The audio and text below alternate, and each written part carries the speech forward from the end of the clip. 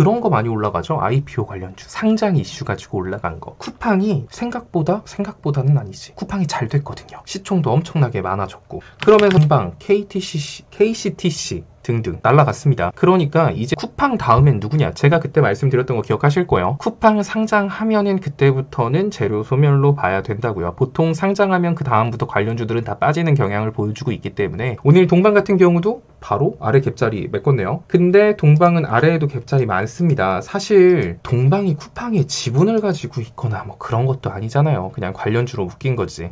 이런 상태에서 시가총액이 얼마나 올랐냐면 시가총액이 거의 4배가 올랐어요. 이건 말이 안 되죠. 저는 뭐 동방이 쿠팡 지분 한 30% 갖고 있는 줄 알았어요. 그런 것도 아닌 상태에서 올라갔기 때문에 이런 거는 재료 이슈가 끝나면 그 다음부터는 쳐다보지 않는 게 좋아요. 그래도 하나 오늘 제가 그때 그렇게 말씀을 드렸는데도 불구하고 기어코 쿠팡 상장한 다음에 동방 들어가서 물리신 분들은 희망을 가질 게 오늘 만들어둔 이게 어떻게든 아래로 탈출하세요. 그 다음부터는 위에 갭도 없고 아래에 갭만 남아 있으니까요. 자, 이렇게 쿠팡 관련주로 동방, KCTC, KTH 이런 종목들이 좋은 움직임을 보여주면 지금 시장에는 메인 섹터가 없다 보니 이제 또 다른 거 없나? 지금 뭐 반도체나 뭐 자동차 관련주가 힘 있는 것 같지도 않고 저렇게 쿠팡 관련주처럼 막 테마 있는 거 없나? 하면서 또 마켓컬리 관련주죠. 풍국FM, KC피드 마켓컬리랑 묶여서 막 올라갔는데 사실 얘네들이 뭐하는, 마켓컬리는 사실 여러분들이 조금만 인터넷이나 그런 걸 검색하셨으면 아시겠지만 나스닥에 상장한다라고 말한 거 일정이 잡혀 있는 거나 이런 것도 딱히 없어요. 그냥 지금 쿠팡이 너무 잘 됐고 막 그런 IPO 관련주들이 핫하다 보니까 지금 마켓컬리 테마주들이 움직이고 있는 건데 뭐 2분기에 상장 예정이다, 3분기 상장 예정이다 이런 것도 아니고 올해 안에 상장했으면 좋겠다 약간 이런 발언을 한 거거든요. 근데 사실 생각해보면은 쿠팡보다 먼저 로켓 배송을 시작한 게 마켓컬리다 보니까 마켓컬리도 쿠팡처럼 그렇게 되지 않을까? 이런 기대감으로 올라간다고 보시면 됩니다.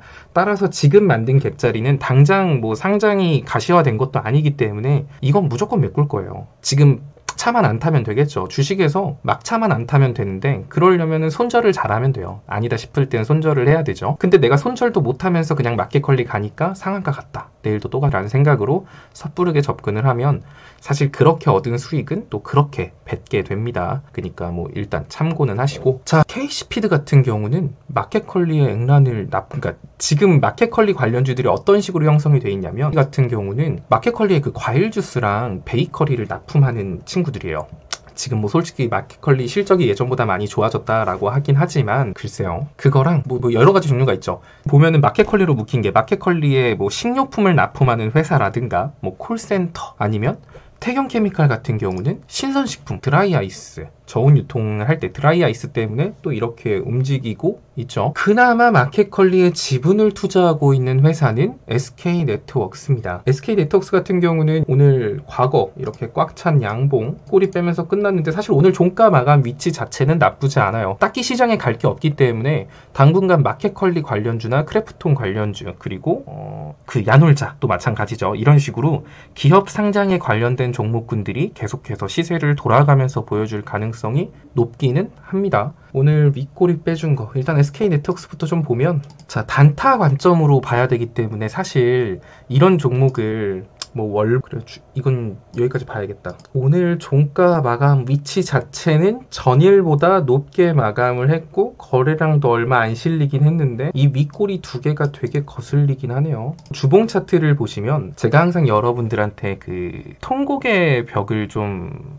보라고 말씀을 드리잖아요. 이 종목이 더럽게 못 뚫는 자리들, 그런 거를 체크를 하면 좋은데, 자, 그럼 이 종목 같은 경우 이 주봉 차트입니다. 봉이 몇 개 안 돼 보이지만 1월부터 제 흐름이에요. 지금 보시면 얘는 241선, 이 파란색 선하고 원수졌습니다. 이 선을 뚫고 올라가지를 못하고 있어요. 올라갔더라도 여기 저항 구간에 맞고 이런 식의 패턴을 반복하고 있기 때문에 사실 이런 종목을 내가 그래요, 가치 투자로 접근한다라고 하더라도 웬만하면은 추격 매수를 해도 올라갈 때 추격 매수를 하기보다는 주봉상 41선 위에 종가가 마감한 걸 봤을 때 아니면 종가 그때 종가 베팅을 하던지 아니면 시간외에 들어가던지 사실 이런 식으로 현가보다 조금 위에서 잡는 게 더 안전할 거예요. 현가가 사실 5,000원인데 5,750원 위로 안착하는 거 본다라고 해도 사실 뭐 한 2% 3% 위에서 사는 거잖아요. 그래도 이왕이면 통곡의 벽이 눈앞에 보이고 있는 이 종목을 통곡의 벽 코앞에서 살 필요는 없어요. 종가에 또 못 뚫고 밀릴 수도 있는데 굳이 시초에 들어갈 필요 없다라는 거예요. 단타가 아니고서야. 관심 있는 월봉에서도 지금 여기 못 뚫잖아요. 61선. 어떻게든 월봉을 끌어내리긴 했는데 이 위로 올라가는 자리가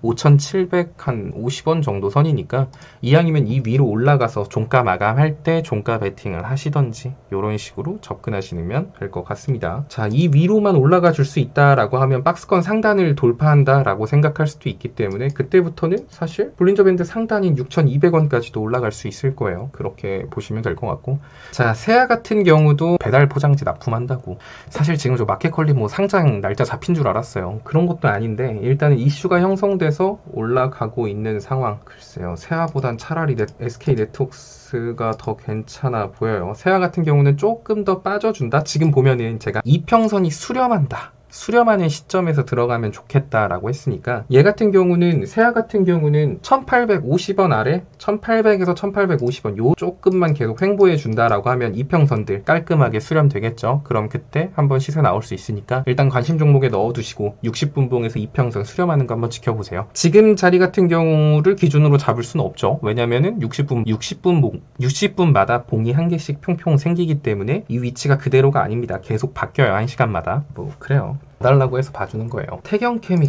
태경케미칼도 얘도 한참 백신 관련주일 때 드라이아이스였다가 최근에 마켓컬리 저온 배송, 저온 유통 드라이아이스 이걸로 또 묶여갖고 시세를 보여주고 있기는 한데 얘도 마찬가지죠. 지금 보면은 제가 예전에 여러분들 최근에 해줬던 교육 같은 거 기억날 거예요. 제가 요즘 시장 요런 식의 차트 많다라고 했잖아요. 시장 빠지면서 다라고 확 무너진 얘들.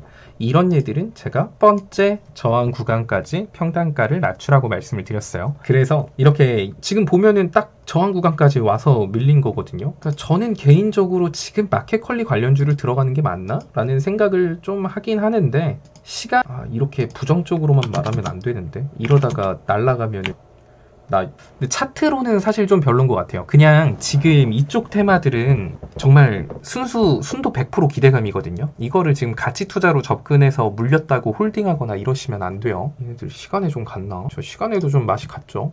네, 감사합니다. 그래서 마켓컬리에 대해서 좀 먼저 말씀을 드리면 글쎄요, 마켓컬리는 상장이 가시화되지 않은 섹터예요. 쿠팡이랑 엮어서 물을 타서 올라가고 있는 기분은 드는데 이 상승의 끝이 너무나도 눈에 뻔히 보입니다.